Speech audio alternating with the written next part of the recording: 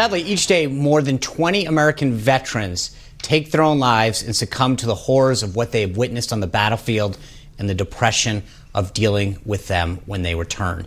Yesterday at the White House, President Trump revealed a long-awaited plan to address a problem that's been plaguing our nation's veterans for a long time. Today, we're unveiling our roadmap to empower veterans and end the national tragedy of suicide. Tremendous problem. Tremendous problem. My administration is marshaling every resource to stop the crisis of veteran suicide and protect our nation's most treasured heroes. They've been through so much, and it's such a deep-seated problem. The two-year, $53 million program Prevents will include a public messaging campaign to raise awareness about suicide at a time of increased social distancing and isolation. Our next guest was at the White House for the president's announcement. Her husband, U.S. Army Staff Sergeant Alan Thomas, returned from Afghanistan severely injured in March 2010. The couple had two daughters, but Thomas lost his battle with depression and committed suicide in 2013. She's made it her mission to work with the military community and help give caregivers of wounded veterans. Joining us now is Danica Thomas, Ambassador for Prevents and Ambassador for the Independence Fund. Danica, welcome to the show. Thank you so much, and thank you so much for having me and discussing a not so pretty topic, but one that a lot of people are working very hard to change. Yeah, thank you for being here. I know how personal this is for you and your family. How was the event at the White House yesterday? What was discussed? How is this moving in the right direction to ensure that this doesn't happen again?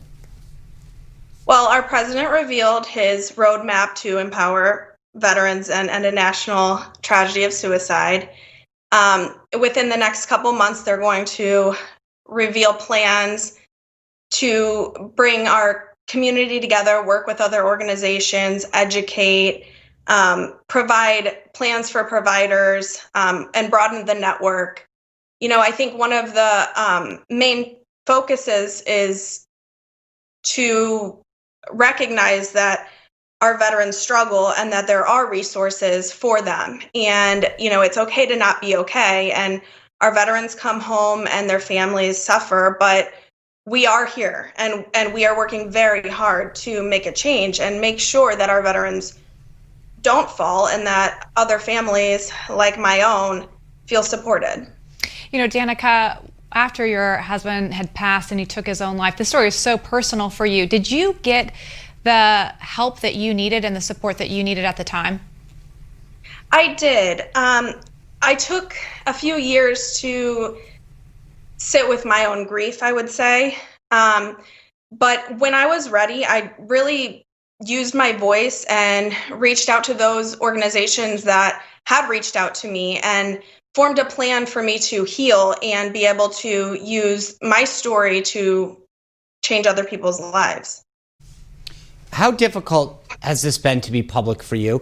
It's got to be so painful dealing with it to begin with on a personal level, as you just said, but now to kind of be so public about it. Why do you feel the need to do this?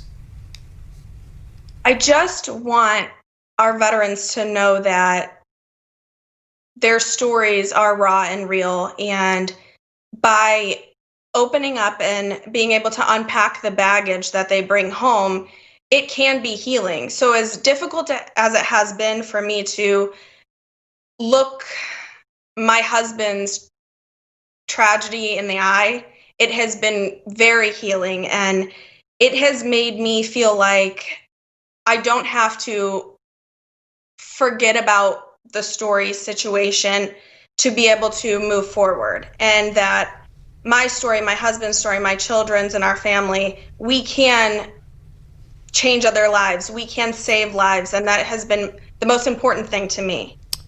Danica, thank you for turning this tragedy into such a positive experience for so many other families so that they don't have to go through what you and your family did. I really appreciate everything that you and the Prevents program and the Independence Fund are doing to help ensure that this doesn't happen again. Well, thank you so much. And I have been so blessed to work with the Independence Fund on Operation Resiliency and really be able to help other veterans. So I'm so grateful for it. All right. God bless you. All right. Coming up, a lot's being said about former National Security Advisor John Bolton's new book. But should a man who held such a position of trust be spilling the beans as much as he is? We're going to ask our company that question next.